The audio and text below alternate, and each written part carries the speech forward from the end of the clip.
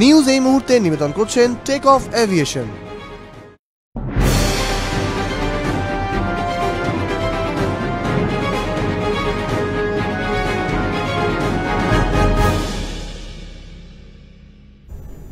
নমস্কার, আরোহী নিউজে আপনাদের স্বাগত জানাই। নিউজ এই মুহূর্তে নিয়ে আপনাদের সঙ্গে আমি সৌরভ।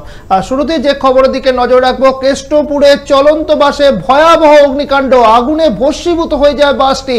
একটি বাইকের পিছনে ধাক্কা মারে বাসটি আর তারপরই বাসে আগুন লেগে যায় এবং এই অগ্নিকাণ্ডের ঘটনায় বাইক আরোহীর মৃত্যু হয়েছে বলে জানা যাচ্ছে। আপনাদের আরও একবার জানিয়ে রাখি, কেষ্টপুরে চলন্ত বাসে ভয়াবহ অগ্নিকাণ্ড। তড়িঘড়ি বাস থেকে নামতে গিয়ে বেশ কিছু যাত্রী আহত হন এবং একটি বাইকের পিছনে ধাক্কা মারার পরই আগুন লেগে যায়। ডানকুনি থেকে গড়িয়া রুটের বাসে অগ্নিকাণ্ডের ঘটনা। আধ ঘন্টার মধ্যেই গোটা বাসটি আগুনে ভস্মীভূত হয়ে যায়। খবর পেয়ে ঘটনাস্থলে পৌঁছায় দমকলের দুটি ইঞ্জিন। ঘটনাস্থলে যায় বাগুইহাটি ট্রাফিক পুলিশ এবং বাগুইহাটি থানার পুলিশ। স্থানীয়রা আগুন নেভানোর চেষ্টা করেন, খাল থেকে জল তুলে তারপরেই দমকল ঘটনাস্থলে পৌঁছায় এবং আগুন নিয়ন্ত্রণে আসলেও গোটা এলাকা কালো ধোঁয়ায় ঢেকে যায় এবং যথেষ্ট আতঙ্ক ছড়িয়ে পড়ে স্থানীয় বাসিন্দাদের মধ্যে। আহত বাইক আরোহীকে চিকিৎসার জন্য স্থানীয় বেসরকারি হাসপাতালে পাঠানো হয়েছিল, কিন্তু তার মৃত্যু হয়েছে বলে জানা যাচ্ছে।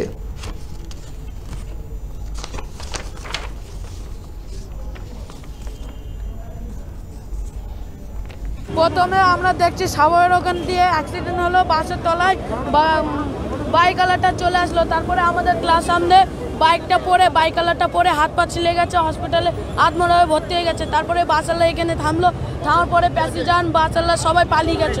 তারপরে আগুন ধরে গেছে, আমরা সবাই খাল দিয়ে জল তুলে তারপরে বাসটা আগুনটা নেওয়ালাম, তারপরে দমকল এলো। করোনা আক্রান্ত বাম নেতা বিকাশ রঞ্জন ভট্টাচার্য এবং তার করোনা রিপোর্ট পজিটিভ এসেছে বলে জানা যাচ্ছে এবং তিনি গত কয়েকদিন ধরেই অসুস্থ ছিলেন।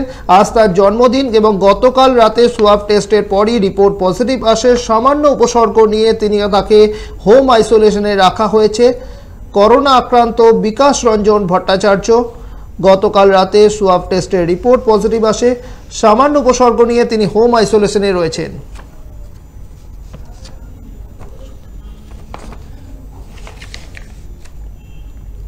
আর সেই পরের খবরে, কৃষি আইনের বিরুদ্ধে কৃষকদের বিক্ষোভ। দিল্লিতে কৃষকরা প্রবেশ করতে গেলে তাদেরকে বাধা দেওয়া হয় এবং তার জেরে রীতিমতো অগ্নিগর্ভ পরিস্থিতি চেহারা নিয়েছে দিল্লি সীমান্ত। আপনাদের আরও একবার জানিয়ে রাখি, কৃষি আইনের বিরুদ্ধে কৃষকদের বিক্ষোভ অব্যাহত। আজ সকালে দিল্লি সীমান্তে প্রবেশ করতে গেলে প্রচুর সংখ্যক পুলিশ মোতায়েন করা হয়েছিল এবং পুলিশ বাধা দেয় এবং তার জেরে রীতিমতো রণক্ষেত্রের চেহারা নেয় গোটা এলাকা। বিপুল সংখ্যক কৃষক দিল্লিতে ঢোকার চেষ্টা করছিলেন। পাঞ্জাব হরিয়ানার সীমান্তে পুলিশ কঠোর নিরাপত্তা বজায় রেখেছে। বিক্ষোভকারীদের ছত্রভঙ্গ করতে কাঁদানে গ্যাস, জল কামান ছোড়া হয়, কিন্তু কোনোভাবেই তাদের থামানো যায়নি। দিল্লি হরিয়ানা সীমান্তে ব্যারিকেড ভেঙে ঢোকার চেষ্টা করেন তারা। পরিস্থিতি এতটাই অগ্নিগর্ভ হয়ে ওঠে যে পুলিশকে জল কামান ব্যবহার করতে হয়। পুলিশের সঙ্গে রীতিমতো সংঘর্ষ বেঁধে যায়। আপনারা সেই ছবি দেখতে পাচ্ছেন আরোহী নিউজের পর্দায়, কিভাবে পুলিশের সঙ্গে রীতিমতো সংঘর্ষ বেঁধে যায় এবং পুলিশ জল কামান ব্যবহার করে পুলিশের ব্যারিকেড ভেঙে এগিয়ে যাওয়ার চেষ্টা করেন কৃষকেরা। আজ সকাল থেকেই তারা কিন্তু যে কেন্দ্রীয় সরকারের যে নয়া কৃষি আইন, সে কৃষি আইনের বিরুদ্ধে স্লোগান তুলে তারা এগিয়ে যাওয়ার চেষ্টা করেন। রোহতাক ঝজ্জর সীমান্তের এক বিক্ষোভকারীর মৃত্যু হয়েছে এই ঘটনায় বলে জানা যাচ্ছে, যা নিয়ে এলাকায় যথেষ্ট উত্তেজনা রয়েছে। অন্যদিকে উত্তরপ্রদেশের কৃষকেরাও রাস্তায় নেমে কৃষি আইনের বিরুদ্ধে প্রতিবাদ শুরু করেছেন। देखते हैं अगर कुछ हल होता है, हमारा भी मीटिंग है जी, उसमें कोई हल होगा तो ठीक मीटिंग है। ये अभी 24 तारीख रखी हुई है ना, 3 दिसंबर को जो मीटिंग रखी। हाँ, तब तक आप यहीं पर रहेंगे। ये उस पर भी कुछ हल ना हुआ फिर हम बैरिकेड तो क्या, हम तो इनको वैसे ही उड़ा देंगे। ये हम उसके हमारे जो शहीद हुए हैं, आप भी जानते हैं, उधम सिंह वर्ग के कनाडा की धरती पे जाके उनको ठोक सकते हैं गोरे को। ये दिल्ली तो कुछ भी नहीं हमारे पास है, ये तो इतनी का है। ये इंदिरा ठोकती मोदी की शादी में। बिल्कुल बिल्कुल, तो आप देख सकते हैं जी, बिल्कुल क्या कहेंगे यह है फिर किया हम लोगों ने। दोस्तों, दिल्ली के सभी लोग आपकी लड़ाई में इसके साथ हैं। किसान अन्नदाता है।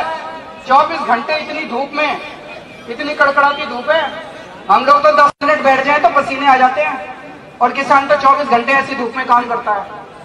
तो हम पूरी तरह से आपके साथ हैं और पूरे दिल्ली के लोगों की तरफ से दिल्ली का मुख्यमंत्री होने के नाते मैं आपकी इन मांगों का समर्थन करता हूं और पूरे दिल्ली के लोगों की तरफ से आप लोगों को सहयोग किसान की आंख का, किसान के खेत का पानी अब किसान की आंख का पानी बन गया है। और जब दिल्ली और चंडीगढ़ के दरबार किसान को पीड़ित करेंगे, काले कानून बनाकर उसकी रोजी रोटी और समर्थन मूल्य अगर छीनेंगे, तो कांग्रेस पार्टी, ये दलों की क्योंकि लड़ाई नहीं, राजनीतिक लड़ाई नहीं, ये रोजी रोटी खेत खलिहान की लड़ाई है। আগামীকাল প্রধানমন্ত্রী নরেন্দ্র মোদী কোভিড টিকা প্রস্তুতির 3টি সংস্থা পরিদর্শনে যাবেন বলে জানা যাচ্ছে। আগামীকাল প্রধানমন্ত্রী নরেন্দ্র মোদী তিনি আহমেদাবাদ, পুনে ও হায়দ্রাবাদ শহরে যাওয়ার কথা রয়েছে তাঁর। আহমেদাবাদের জাইলাস ক্যাডিলার জাইকোভ ডি টিকার কাজ চলছে। প্রধানমন্ত্রী নরেন্দ্র মোদী সেখানে যাবেন পরিদর্শন করতে। এরপর তিনি যাবেন পুনে সিরাম ইনস্টিটিউটে, যেখানে অক্সফোর্ড এবং অ্যাস্ট্রাজেনেকার প্রতিষেধক তৈরি হচ্ছে। একই সঙ্গে তিনি যাবেন হায়দ্রাবাদে ভারত বায়োটেক কোভ্যাক্সিন টিকার যেখানে অগ্রগতি কাজ খতিয়ে দেখতে যাবেন। এবং জানা গিয়েছিল যে প্রধানমন্ত্রী নরেন্দ্র মোদী 4 ডিসেম্বর পুনে যেতে পারেন। ওই দিন এক আন্তর্জাতিক প্রতিনিধি দলের সিরাম ইনস্টিটিউটে যাওয়ার কথা, কিন্তু তিনি আজ জানিয়েছেন যে প্রধানমন্ত্রী যে তিনি 4 তারিখ নন, আগামীকালই তিনি যাবেন এবং একই সঙ্গে শুধুমাত্র পুনে নয়, আহমেদাবাদ ও হায়দ্রাবাদেও টিকা প্রস্তুতির কাজ খতিয়ে দেখবেন।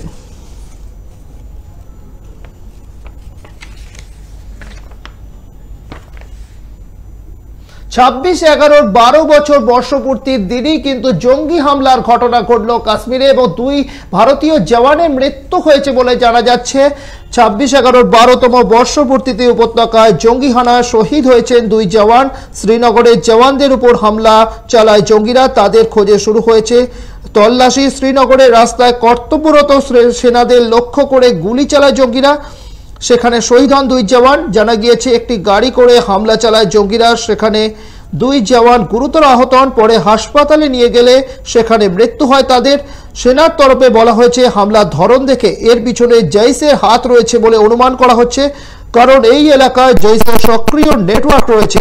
গাড়ি করে জঙ্গিরা এলাকা ছেড়ে পালিয়েছে। 3 জন জঙ্গি ছিলেন, তাদের মধ্যে 2 জন পাকিস্তানের বাসিন্দা ও 1 জন স্থানীয় নাগরিক বলে জানা গিয়েছে। ইতিমধ্যে জঙ্গিদের নাগাল পেতে গোটা এলাকা জুড়ে চলছে চিরুনি তল্লাশি।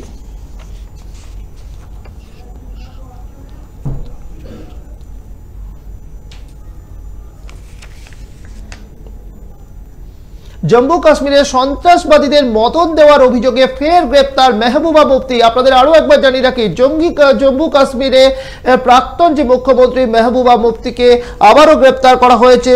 সন্ত্রাসবাদীদের মদত দেওয়ার অভিযোগে ফের গ্রেপ্তার প্রাক্তন মুখ্যমন্ত্রী মেহবুবা মুফতি। গত বুধবার তাকে আটক করেছিল এনআইএ এর অফিসাররা, সেই সঙ্গে তার মেয়ে ইলতিজাকে গৃহবন্দী করেছে কেন্দ্রীয় তদন্তকারী সংস্থা। তবে গ্রেপ্তারের পর এদিন পিপল ডেমোক্রেটিক পার্টির নেত্রী ব্যস্ত টুইটারে তিনি সোশ্যাল মিডিয়ায় কয়েকটি ছবি আপলোড করে জানিয়েছেন তাকে গত 2 দিন ধরে স্থানীয় প্রশাসন একঘরে করে রেখেছে। এমনকি পিডিপি দলের যুব সংগঠনের নেতা নেত্রীদের সঙ্গে দেখা করতে দেওয়া হচ্ছে না বলে অভিযোগ তুলেছেন মেহবুবা মুফতি। উল্লেখ্য, উপত্যকায় হিজবুল মুজাহিদের নেতা নাভিদ বাবুর সঙ্গে ষড়যন্ত্রের অভিযোগে বুধবার গ্রেপ্তার করা হয়েছিল মেহবুবা মুফতিকে।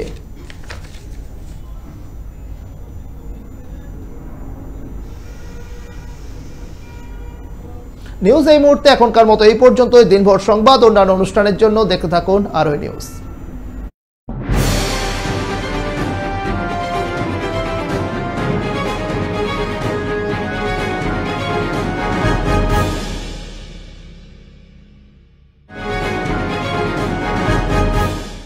নিউজ এই মুহূর্তে নিবেদন করলেন টেক অফ এভিয়েশন।